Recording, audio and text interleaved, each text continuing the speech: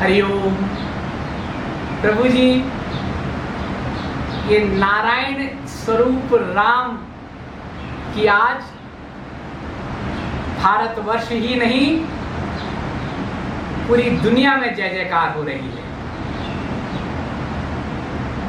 आज न केवल अयोध्या बल्कि भारत के तमाम मंदिर, तीर्थ, देव स्थानों में उत्सव मनाया जा रहा है। यहाँ उत्तराखंड में भी चारों धामों में, सारे आश्रमों में, उत्तरकाशी में आज शाम दीप मालिकाएं रोशन होंगी, भजन होंगे, कीर्तन होंगे। और इन सभी तीर्थ स्थानों की मिट्टी अयोध्या में भेजी गई है श्री राम मंदिर के निर्माण की नींव में रखने के लिए।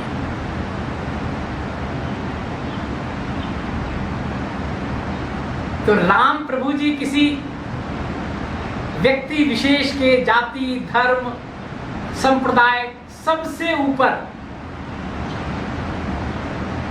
राम का नाम है। रोम रोम में राम व्याप्त है, हमारी चेतना में राम व्याप्त है, भारतीय जनमानस में, लोक जीवन के मन में राम व्याप्त है। तो राम केवल दशरथ के पुत्र ही नहीं,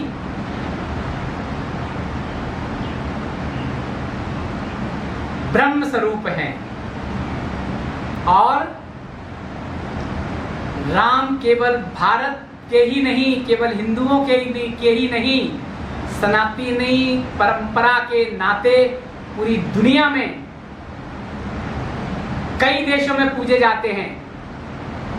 इंडोनेशिया दुनिया का बहुत बड़ा मुस्लिम देश, वहां राम की कथाएं होती हैं, राम की लीलाएं होती हैं। और वहां की रामलीला तो बहुत प्रसिद्ध है। कंबोडिया, मॉरिशस, थाईलैंड, त्रिनिदाद, तमाम ऐसे देश हैं जहां आज भी राम को आराध्य के रूप में पूजा जाता है। उन देशों में तो आज उत्सव है ही है। बाकी हमारे भारतवंशी पूरी दुनिया में फैले हुए हैं और जहां जहां हैं, जहां जहां मंदिर हैं, जहां जहां वो लोग विराजित हैं, सब जगह आज उत्सव मनाया जा रहा है। लेकिन इसके साथ मेरा आज आपसे विशेष निवेदन है कि उत्सव तो आज मन रहा है, दीप मालिकाएं भी रोशन होंगी, भजन कीर्तन भी होंगे, लेकिन हमें ये देखना है कि हमें इस राम के तत्व से क्या सीखना है, कैसे उसे अपने जीवन में उतारना है।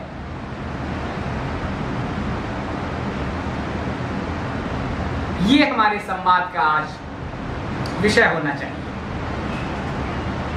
बाकी सब चीजों से परे उत्सव होते रहते हैं, घर रोशन होते रहते हैं, मंदिर तीर्थ रोशन होते रहते हैं समय समय पर, लेकिन हम ऐसे उत्सव से, ऐसे महापुरुषों का स्मरण कर उनके किन गुणों को आत्मसात करते हैं, अपने जीवन में उतारते हैं और अपने जीवन को आगे बढ़ाते हैं। आज हमें इस पर चिंतन करना चाहिए, इस पर हमें विचार करना चाहिए। यही नहीं, हमारे प्राचीन ग्रंथों में भी राम तत्व का उल्लेख है।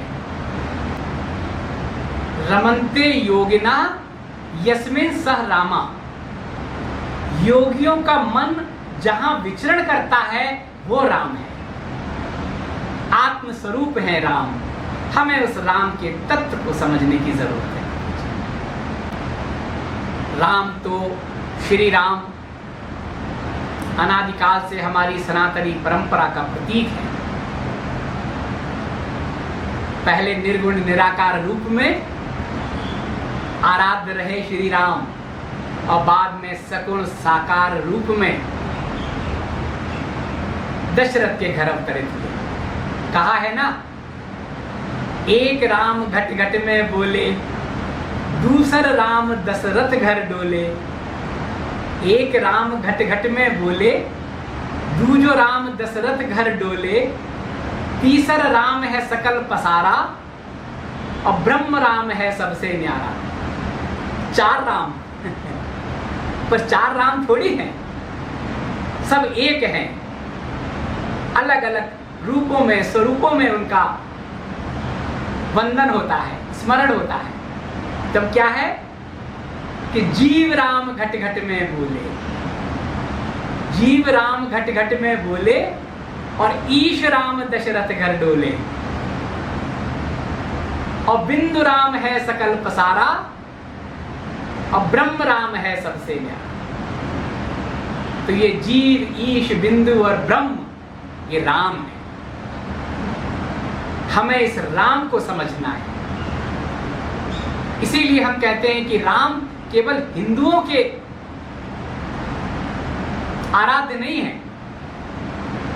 हम जब ये कहते हैं मैं हिंदू हूं, राम मेरे आराध्य हैं, कृष्ण मेरे आराध्य हैं, मैं बौद्ध हूं, भगवान बुद्ध मेरे आराध्य हैं, मैं जैन हूं, महावीर जैन हमारे आराध्य हैं, मैं सिख हूं, गुरु नानक देव मेरे आराध्य हैं, यीशु मेरे आराध्य हैं, अल्लाह मोहम्मद साहब मेरे आराध्य हैं। जब हम इस तरह से राम को परिभाषित करते हैं, अवतारों को परिभाषित करते हैं, तो हम उसके उस विराट स्वरूप को, इसका मतलब है हम नहीं समझ पाए। इसीलिए हमने कहा है कि राम केवल हिंदुओं के नहीं हैं, सनातनी परंपरा से चले आ रहे हैं, सनातनी हैं।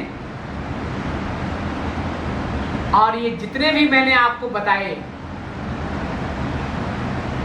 जिन्हें हम धर्म कहते हैं, ये सब उसी सनातनी परंपरा से निकले हैं प्रभु जी। इसलिए हम कहते हैं कि हम सनातन धर्म को पहले समझें। मैं पूछता हूं लोगों से, लोग मुझे मैसेज भेजते हैं, आप तो रहस्यमय बातों में उलझाए रहते हैं, हमारा हिंदू धर्म का हास हो रहा है, उसके लिए कुछ करें, हम अपने सनातन परंपरा को भूल गए हैं, उसके लिए कुछ करें। प्रभु जी, सनातनी परंपरा तो अनादिकाल से अनवरत है, शाश्वत है, उसका ह्रास हो ही नहीं सकता है। ये जो भी कुछ है सब सनातनी है। अभी आपसे पूछें, आप बात तो बहुत करते हैं हिंदू धर्म की, सनातन धर्म की, वैदिक धर्म की, लेकिन अगर आपसे पूछा जाए ये क्या है सनातन धर्म, कहां से आया, कैसे आया, कौन लाया, बहुत कम लोगों को जानकारी होगी। हम लोग बहुत सतही ज्ञान रखते हैं और जो विकार हमारे अंदर है ना, उनके वशीभूत होकर हम प्रलाप करते रहते हैं, ऐसा हो रहा है, ऐसा हो रहा है, ऐसा हो रहा है। हम जिम्मेदार हैं उसके लिए प्रभु जी। और ये जो विकार है ना, ये विकार आज से नहीं है, अनादिकाल से, जब से मानव इस पृथ्वी पर आया, जब से सृष्टि की रचना हुई, हमारे डीएनए में है काम, क्रोध, लोभ, मोह, मद, अहंकार। दैविक और आसुरी शक्तियां हमारे अंदर हैं, डीएनए में हैं। लेकिन कभी वो आसुरी शक्तियां, दबी रहती हैं, देवी शक्तियाँ उभरी रहती हैं, हम कहते हैं सतयुग है, राम राज्य है। और वही जब देवीय शक्तियाँ दब जाती हैं, आश्रित प्रवृत्तियाँ उभर जाती हैं, तो हम कहते हैं कलयुग है, ऐसा हो रहा है, ऐसा हो रहा है, ऐसा हो रहा है। लेकिन कबोवेश ये सब तो प्रभु जी आदिकाल से होता रहा है।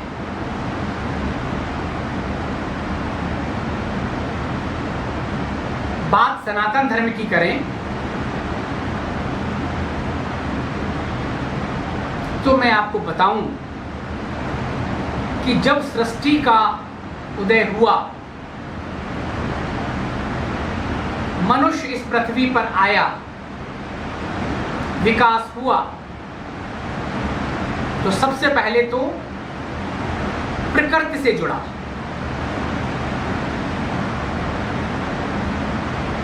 और ब्रह्मा विष्णु महेश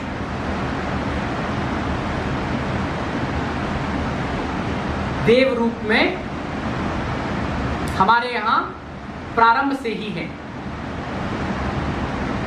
और प्रकृति की हम पूजा करते थे, सूर्य की पूजा करते थे, अग्नि की पूजा करते थे, शक्ति की पूजा करते थे, शिव की पूजा करते थे, विष्णु की पूजा करते थे, और उसके कुछ नियम बनाए गए, उन नियमों का हम पालन करते थे।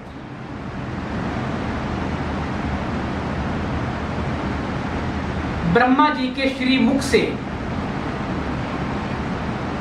ये वेद वाक्य निकले हैं, जो हमारी सामाजिक व्यवस्था जिससे बनी, जिससे नियम बने।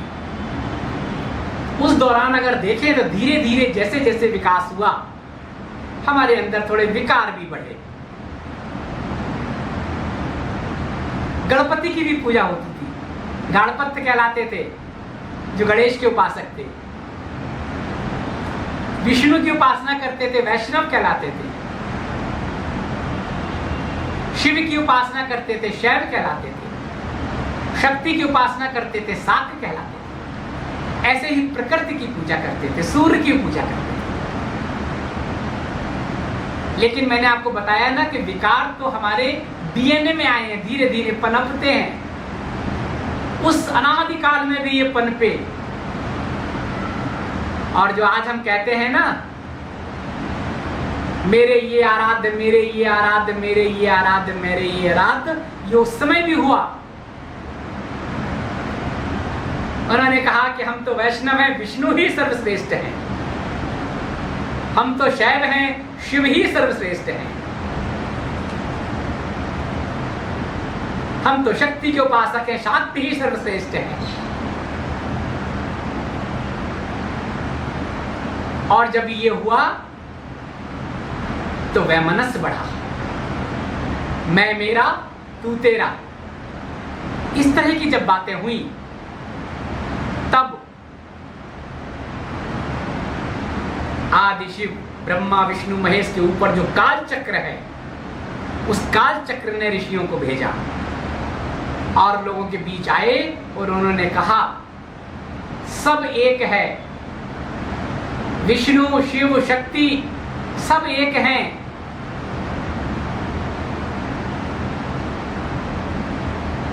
लोगों ने कहा कैसे हैं? उन्होंने कहा देखो सब एक दूसरे के उपासक हैं। तुम जिसके लिए अपने मन में कह रहे हो ये श्रेष्ठ हैं, ये श्रेष्ठ हैं, जो तुम्हारे सबके अलग अलग जो श्रेष्ठ हैं वो एक दूसरे के उपासक हैं। विष्णु शिव शक्ति सब एक दूसरे के भक्त हैं, एक दूसरे को अपना आराध्य मानते हैं, एक दूसरे की पूजा करते हैं, आराधना करते हैं। तुम लोगों ने उसको अलग अलग बना दिया। देखो तुम, धीरे धीरे धीरे लोगों को समझ में आया कि बात तो ठीक है। विष्णु हो, शिव हो, शक्ति हो, प्रकृति हो, प्रकृति के केंद्र बिंदु सूर्य, ऊर्जा, सब एक दूसरे का जुड़े हुए हैं, सब एक हैं। तब प्रभु जी धीरे धीरे धीरे कालांतर में लोगों को समझ आया और सब लोग इकट्ठा हो गए। और ये तीनों वैष्णव, शैव, चार और प्रकृति को मानने वाले, ये सब एक हो गए और एक धर्म बना सनातन धर्म। सनातनी परंपरा आदिकाल से चली आ रही प्रभु जी। और बाद में जो ब्रह्मा जी ने व्यास जी को बताया, वेद व्यास जी ने वेदों में नियम, व्यवस्था, सनातनी परंपरा ये सब बताई। हम उस सनातनी परंपरा के वारिस हैं। हमारा धर्म वो सनातन धर्म है, इतना व्यापक, विशद, उसको हम संकुचित कर रहे हैं। क्यों? बाकी उसी की सब धाराएं हैं। ये धर्म तो बाद में कहलाए, ये सब मजहब हैं, पंथ हैं। मजहब पंथ क्या होता है आप पूछेंगे? पंथ और मजहब होता है जो कोई एक व्यक्ति से जो निकला होता है, किसी एक व्यक्ति का विचार, जब लोग उसको मानने लगते हैं, फॉलोअर्स हो जाते हैं, तो वो एक पंथ बन जाता है। धीरे धीरे धीरे धीरे धीरे जाके वो मजहब और बाद में वो धर्म कहलाने लगता है। ये धर्म तो बहुत संकुचित है और सब सनातन धर्म से निकले हैं। वही तो थे, वही वैष्णव, वही शाक्त, वही शैव, उन्हीं से तो सब निकले हैं। महावीर जी भी राम का आराध्य मानते थे। नानक जी भी देखिए, उन्होंने राम और कृष्ण का कितने अपने शब्द में बताया है। बुद्ध, वो तो अवतार, उनके ही अवतार थे। ये सब क्या है? उसी सनातनी परंपरा की धाराएं हैं। हम सनातनी धर्मी हैं। ये जितने भी पंथ हैं, मजहब हैं, सब हमारे ही उससे आए हैं। हमें गर्व होना चाहिए उस सनातनी परंपरा पर।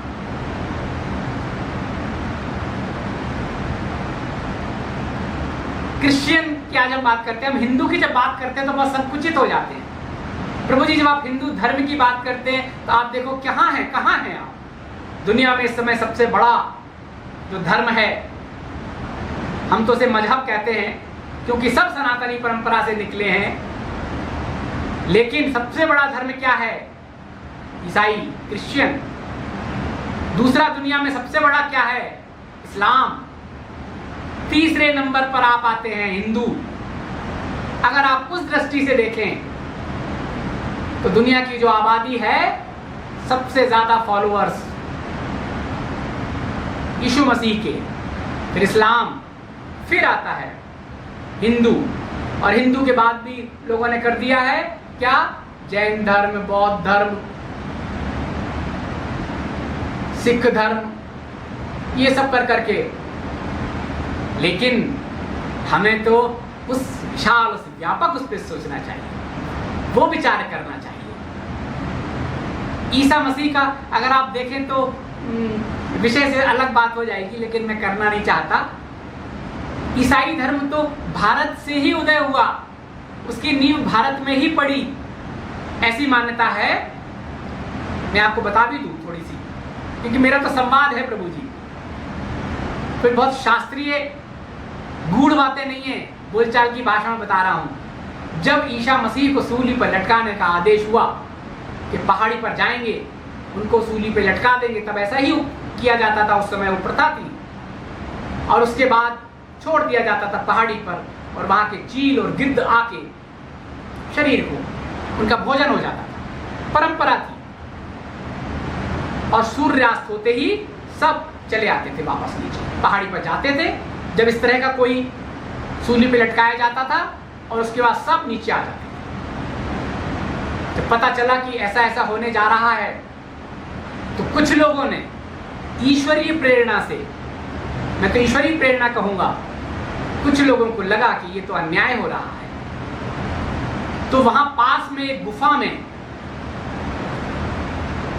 2 वैद्य और कुछ सेवक राशन पानी सब दवाएं वनस्पतियां जड़ी बूटियां लेके एक गुफा में 3 दिन पहले ही छिप गए। गुफा के अंदर, उसी पहाड़ी के पीछे।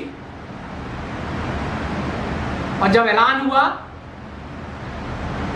कि यीशु को सूली पे चढ़ाया जाएगा, तो उन पहरेदारों के साथ, राजा के दूत के साथ सब लोग गए पहाड़ी पर, उनको सूली पे चढ़ा दिया गया। और सूर्यास्त होते ही सब लोग नीचे आ गए।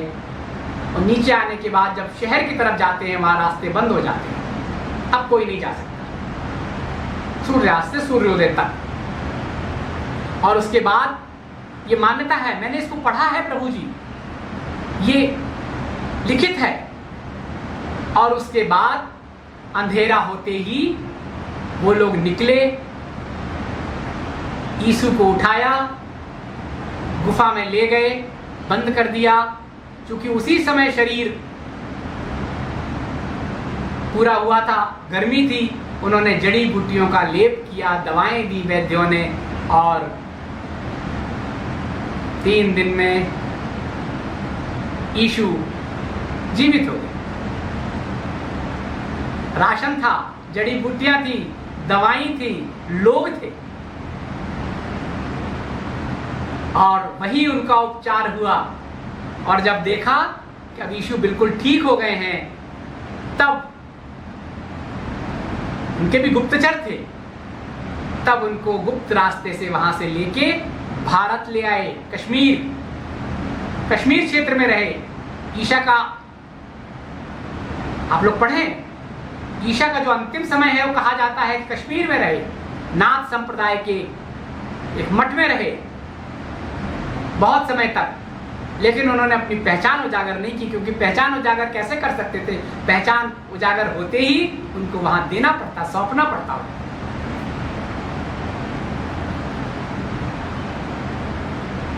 सुभाष चंद्र बोस जी के बारे में भी ऐसा ही है, कभी बताऊंगा आपको। अभी तक नहीं पता सुभाष चंद्र बोस जी का कि विमान दुर्घटना में शरीर पूरा हुआ या बाद में हुआ, लेकिन उनकी पहचान गुप्त रही। अंतरराष्ट्रीय संधि थी, अंतरराष्ट्रीय संधि में हमें उनको सौंपना पड़ता। ईशा मसीह वहां रहे, वही धीरे धीरे उनके साथ लोग जुड़ते गए। उनकी विचारधारा में जो राम की विचारधारा था, जो नीति थी, वो उनकी भी थी। राम वन में रहे। राम तो सभी धर्मों के सर्वधर्म संभाव वाली स्थिति थी श्री राम की।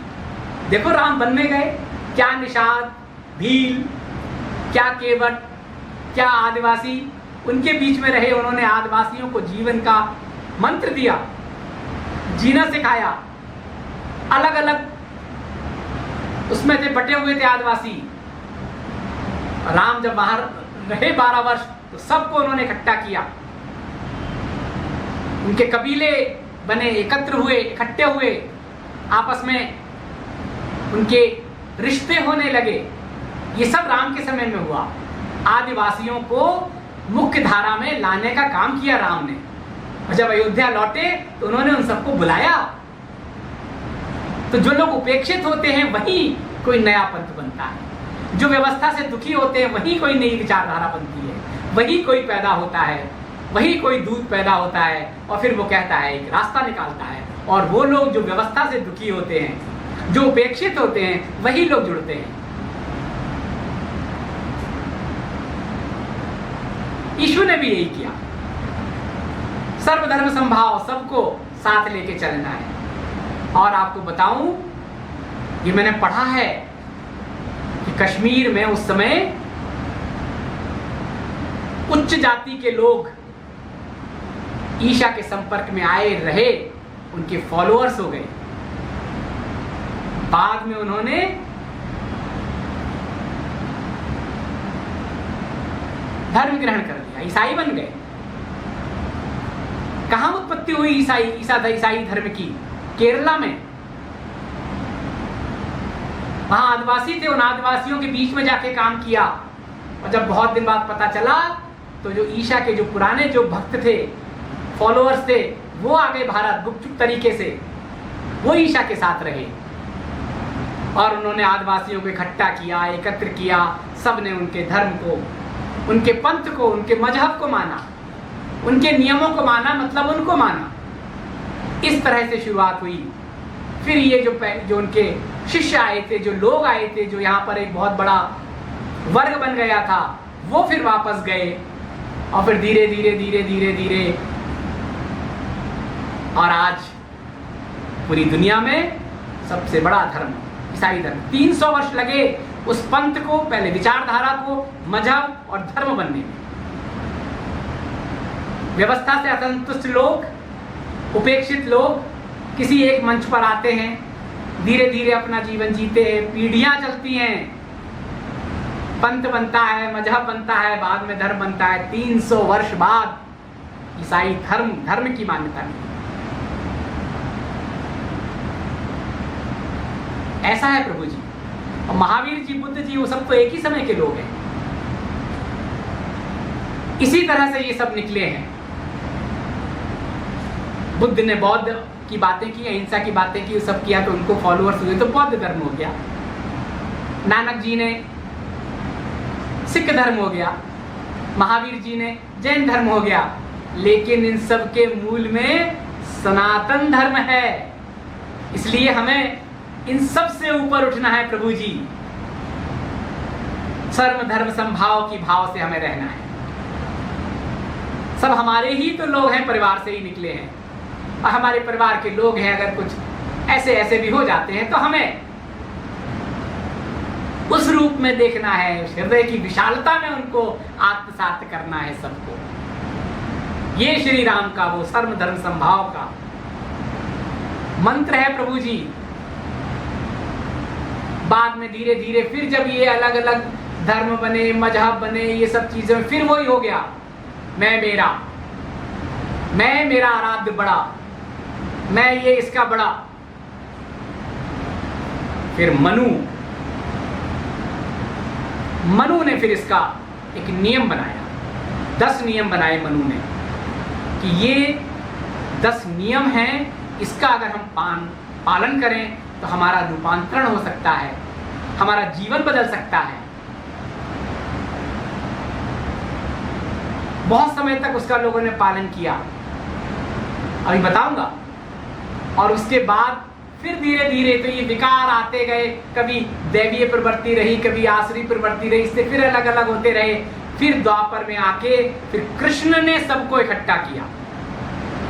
उस समय भी 100 के लगभग अलग अलग विचारधाराएं, संप्रदाय, इस तरह के लोग थे द्वापर में। कृष्ण ने सबको इकट्ठा किया। फिर ऐसे हुआ, फिर कभी ऐसे हुआ, कभी ऐसे हुआ, कभी ऐसे हुआ। फिर बुद्ध आए, बुद्ध ने फिर कोशिश की, फिर महावीर, सब लोगों ने अपने अपने तरीके से लोगों को जोड़ने की कोशिश की। लेकिन इस सब के मूल में सनातनी है। तो हमारा वो हिंदुत्व, सनातनी हिंदुत्व है, हम उसकी बात करें।